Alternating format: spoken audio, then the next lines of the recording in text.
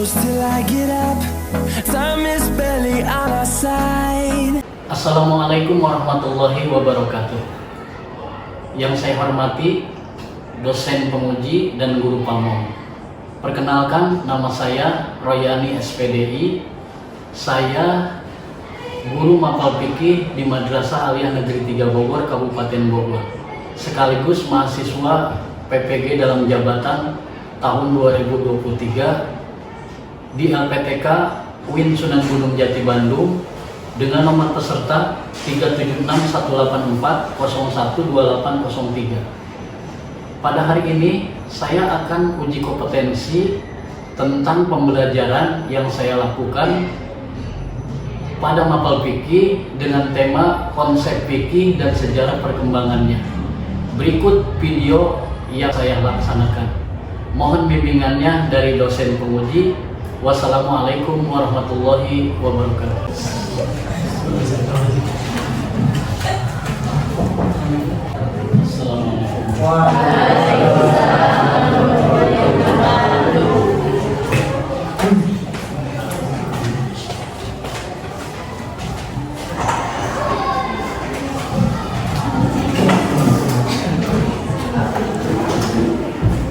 Assalamualaikum warahmatullahi wabarakatuh. Waalaikumsalam warahmatullahi wabarakatuh.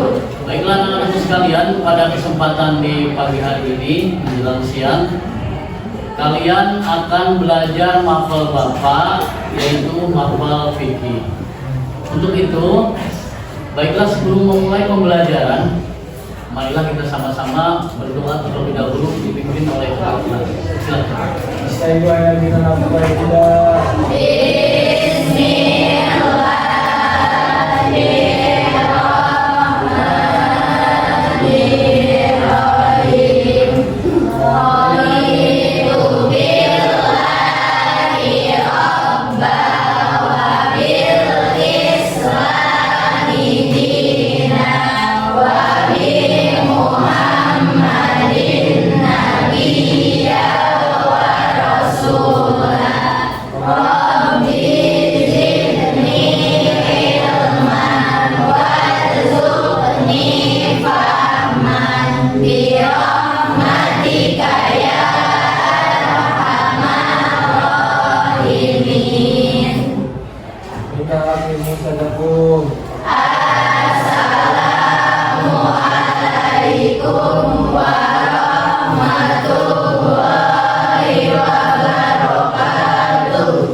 Waalaikumsalam warahmatullahi wabarakatuh.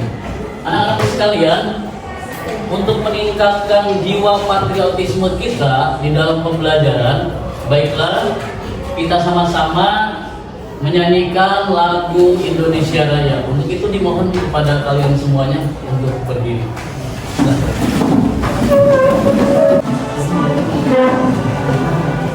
Indonesia tanah airku, tanah tumpah darahku. Di sanalah aku berdiri, jadi pandu ibuku. Indonesia kebangsaanku, bangsa dan tanah airku. Marilah kita berseru, Indonesia bersatu. Hiduplah tanahku, hiduplah negeriku, bangsaku, rakyatku semuanya. Bangunlah jiwanya, bangunlah badannya untuk Indonesia Raya. Indonesia Raya, merdeka, merdeka, tanahku, negeriku yang ku cinta. Indonesia Raya, merdeka, merdeka, hiduplah Indonesia Raya. Indonesia Raya, merdeka, merdeka, tanahku, negeriku yang ku cinta. Indonesia Raya, merdeka.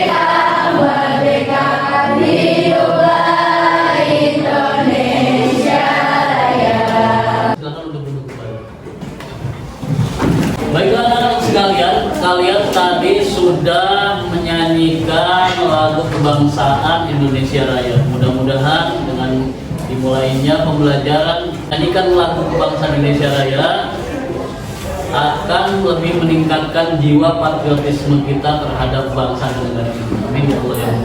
Untuk selanjutnya, anak-anak sekalian, Bapak akan mengecek kehadiran. Siapa yang hadir? Ganda, Abah, sakit. Erik Pak izin. Erik, izin ketua, izin. Lipansa, Izin. ini juga yang hadir ya. Mudah-mudahan kalau yang sakit kita doakan mudah-mudahan diberikan kesembuhan oleh Allah Subhanahu Wa Taala. Amin ya Allah ya Rabbal Alamin. Untuk selanjutnya, Bapak sudah memeriksa kehadiran. Untuk memulai pembelajaran, coba kalian sebelum Bapak nanti menayangkan PowerPoint tentang materi konsep fikih dalam Islam atau tentang materi konsep fikih dan sejarah perkembangannya, baiklah kalian coba periksa dulu di sekeliling kalian, dirapikan meja dan kursinya. Apakah kalau seandainya ada sampah atau apa, coba kalian dikumut, dikantongi dulu ya. Nanti setelah itu kalian buat. Baiklah, sudah rapi ya, kelompok 1 rapi, kelompok 2 juga alhamdulillah rapi, kelompok 3 juga rapi, kelompok 4 rapi. Bagus, kalian tetap semangat di dalam pembelajaran ini. Untuk selanjutnya, sebelum memulai pembelajaran ke materi, kita tes fokus terlebih dahulu ya. Tes fokus ini untuk supaya kalian fokus di dalam pembelajaran. Jadi Bapak kalau umpamanya bilang selamat pagi, kalian tepuk tangan 1 kali ya. Kalau Bapak bilang selamat siang, kalian tepuk tangan 2 kali. Kalau Bapak bilang selamat sore, kalian tepuk tangan 3 kali. Dan kalau bilang Bapak selamat malam, kalian bertepuk tangan tapi jangan bersuara, jangan dikenakan. Ya, kita tes fokus dalam rangka untuk supaya fokus ketika memulai pembelajaran. Selamat siang, selamat sore, selamat malam. Nah, fokus ya, ya, fokus ya. Sekali lagi, coba sekali lagi. Selamat pagi, selamat siang, selamat sore, selamat pagi. Bagus, kalian sudah fokus. Terima kasih untuk tes fokusnya. Untuk selanjutnya, kita akan memulai pembelajaran tentang konsep fikih di dalam Islam. Konsep fikih dalam Islam. Nah, sebelum kalian memahami materi ini, coba kalian perhatikan dulu kompetensi dasarnya. 3.1 memahami konsep fikih dalam Islam. 4.1 melakukan ibadah berdasarkan aturan fikih. Itu KD-nya ya, kompetensi dasar. Jadi kemampuan dasar yang harus kalian miliki ketika kalian sudah mempelajari materi tentang ini, tentang konsep fikih dalam Islam. Untuk selanjutnya, tujuan pembelajaran. Yang pertama, peserta didik meyakini kesempurnaan ajaran Islam melalui aturan fikih yang komprehensif. Ada yang tahu nggak apa itu komprehensif? Nggak. Komprehensif itu yang menyeluruh, yang luas. Ya, jadi meyakini kesempurnaan ajaran Islam melalui aturan fikih yang menyeluruh atau yang luas. Yang selanjutnya menyebarluaskan kesempurnaan ajaran Islam melalui aturan fikih yang komprehensif. Jadi menyebarluaskan kesempurnaan ajaran Islam melalui aturan fikih yang luas atau yang menyeluruh. Selanjutnya menjadi teladan, sikap patuh dan tanggung jawab dalam kehidupan sehari-hari. Selanjutnya yang keempatnya, poin keempat, memelihara sikap patuh dan tanggung jawab dalam kehidupan sehari-hari. Dan yang kelima, mengkorelasikan konsep fikih dan sejarah perkembangannya. Ada yang tahu nggak apa itu mengkorelasikan? Hubungan timbal balik, Pak. Hubungan menghubungkan timbal balik antara konsep fikih dan sejarah perkembangannya. Karena nanti materi ini akan meluas kepada satu, sejarah perkembangan fikih ketika zaman Nabi Muhammad SAW, sejarah perkembangan fikih ketika zaman Khulafaur Rasyidin, sejarah perkembangan fikih ketika zaman tabi'in, dan sejarah perkembangan fikih ketika zaman tabi'in. Di situ ya. Selanjutnya mendeteksi konsep fikih dan sejarah perkembangannya. Apa itu deteksi? Mungkin kalian sudah pernah mendengar kalimat atau bahasa deteksi. Deteksi? Ada yang tahu? Mendeteksi itu memberikan penembakan, penempatan konsep, ya. Kalau macam kita itu deteksi itu menembak, yang mendeteksi konsep fikih dan sejarah perkembangannya, mendeteksi lah. Terus selanjutnya menulis laporan hasil analisis konsep fikih dan sejarah perkembangannya. Jadi materi ini nanti di poin terakhir harus menulis laporan hasil analisis konsep fikih dan sejarah perkembangannya. Setelah itu mempresentasikan hasil analisis konsep fikih dan sejarah perkembangannya. Itulah tujuan pembelajaran yang akan kalian pelajari di dalam materi konsep fikih dan sejarah perkembangannya. Untuk selanjutnya, anak-anak sekalian, coba kalian perhatikan peta konsep. Peta konsep ini, yang pertama, fikih itu tidak terlepas daripada pertama syariah, yang keduanya ibadah, yang ketiganya fikih. Jadi syariat itu aturan hukum yang ditetapkan oleh Allah di dalam Al-Quran dan hadis, ya. Jadi satu aturan hukum tersebut itu meliputi 3, syariah, ibadah, dan fikih. Yang pertama di dalam peta konsep syariah Islam. Syariah itu kan aturan-aturan hukum. Yang selanjutnya tujuan dan prinsip syariah. Terus di dalam konsep syariah juga, di dalam konsep syariat juga itu ada ibadah, ya. Ibadah itu terdiri secara umum itu terbagi 2 macam. Pertama ibadah mahdoh, yang kedua ibadah ghair mahdoh. Coba bagi kalian semua, apakah ada yang tahu apa itu ibadah mahdoh? Ada yang tahu? Ibadah mahdoh? Tidak? Ibadah mahdoh itu ibadah yang tata caranya sudah ditentukan oleh Al-Quran dan hadis, atau yang disebut dengan ibadah wajib. Apa contoh ibadah wajib, ibadah mahdoh?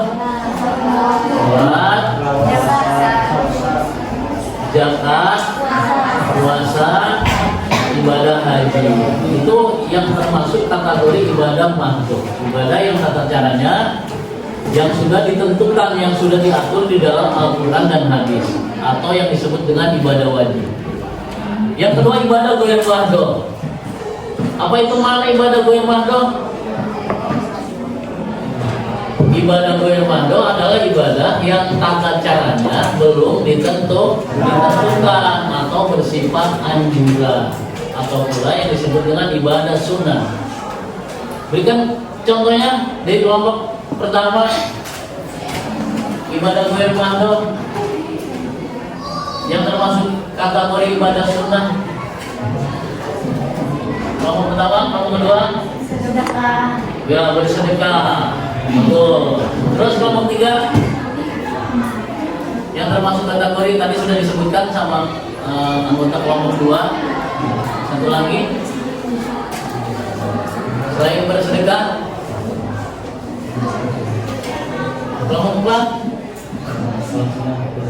ya termasuk sholat sunnah yang dilakukan dalam hal yang sunnah. Berkurban termasuk ibadah mahdo atau bermahdo? Bermahdo. Dan berkurban itu mengandung nilai ibadah dan mengandung nilai tentang sosial, tentang muamalah. Itu di dalam kategori ibadah.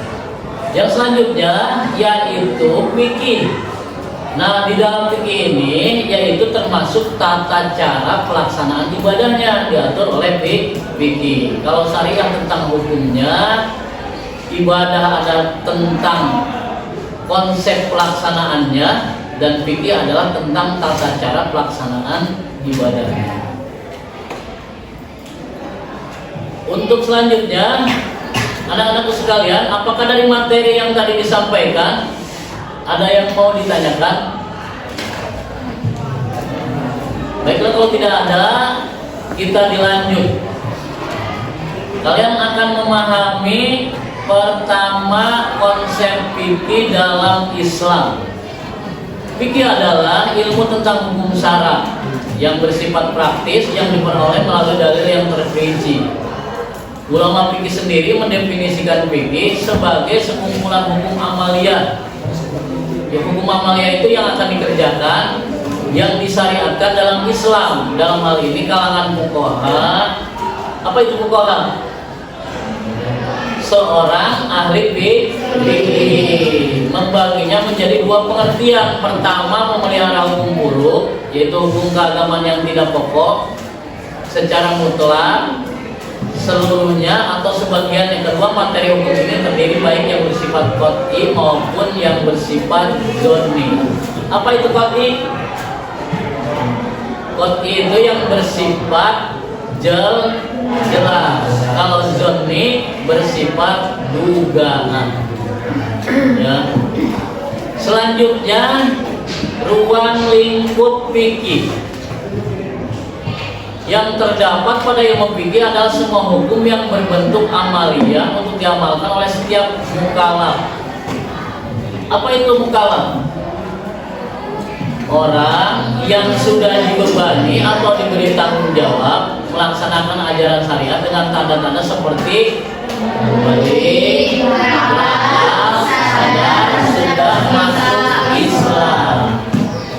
Itu adalah salah satu ciri-ciri atau tanda-tanda seseorang yang sudah mempunyai tanggung jawab secara yang diperintahkan oleh Allah Subhanahu wa taala. Itu ya, itu ruang lingkup fikih. Jadi fikih itu dia mempunyai satu kewajiban terhadap orang yang mukallaf. Selanjutnya, anak-anak sekalian, syariat. Perbedaan fikih dengan syariat.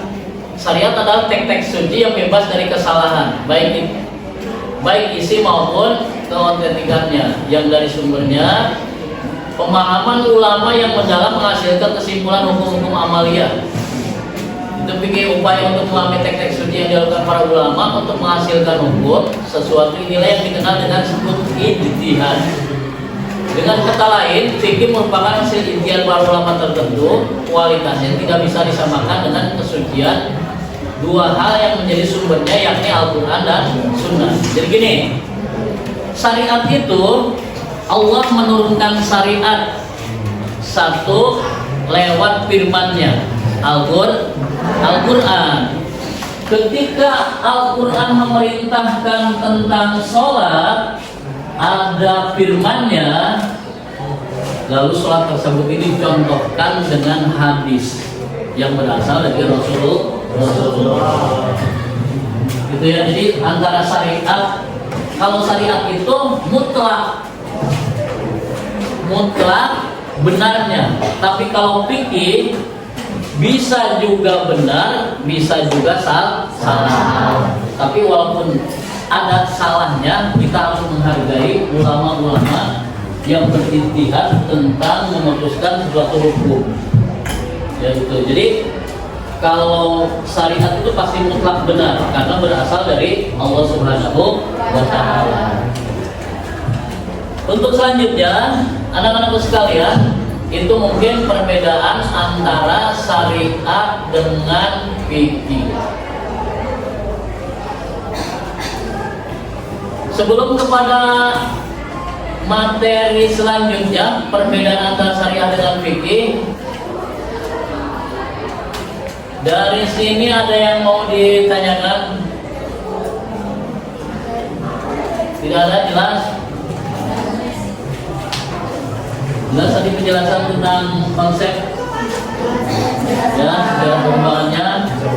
Nah, nanti kalau seandainya sudah jelas, kalian berdiskusi ya, berkelompok. Ini kelompok 1 Bapak bagikan ininya, KPD-nya ditulis 1, kelompok 2, kelompok 3, kelompok 4. Kalian silahkan ditulis dari apa yang tadi Bapak bagikan, anggota kelompoknya dulu, kelompok berapa, kelompok 3, pokoknya anggotanya, di bawahnya nanti masing-masing diberikan tugas. Baiklah anak-anak sekalian, tadi LKPD-nya sudah Bapak bagikan kepada masing-masing kelompok. Tugasnya, yang kelompok pertama ditulis menganalisis ya. Itu aja di kertas itu yang tadi baru. Menganalisis sejarah perkembangan fikih ketika zaman Nabi Muhammad SAW, zaman Rasulullah SAW. Kelompok 1. Untuk kelompok 2, menganalisis sejarah perkembangan fikih ketika periode atau zaman Khulafaur Rasyidin. Ya, perkembangan fikih, analisis perkembangan fikih ketika periode Khulafaur Rasyidin. Ini menganalisis perkembangan fikih untuk kelompok 3 tugasnya ketika periode tabi'in, ya, atau zaman ketika perkembangan kemasan, ya. Selanjutnya, ini untuk kelompok 4 menganalisis perkembangan fikih ketika zaman tabi'in, periode kemunduran.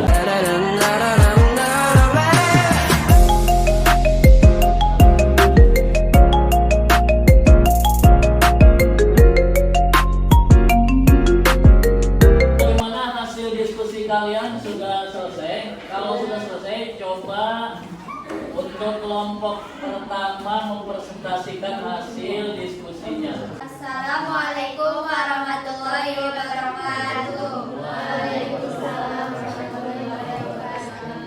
Kami dari kelompok 1, saya Zaratul Syaitan Sulaiman dan saya Natalia ingin mempresentasikan sejarah perkembangan fikih pada masa Rasulullah. Yang pertama, periode risalah. Periode ini dimulai sejak Nabi Muhammad SAW diangkat menjadi Rasul sampai wafatnya beliau pada tahun 11 Hijriah. Pada periode ini penentuan hukum Islam sepenuhnya berada di tangan Rasulullah SAW. Sumber hukum waktu itu adalah Al-Quran dan Sunnah.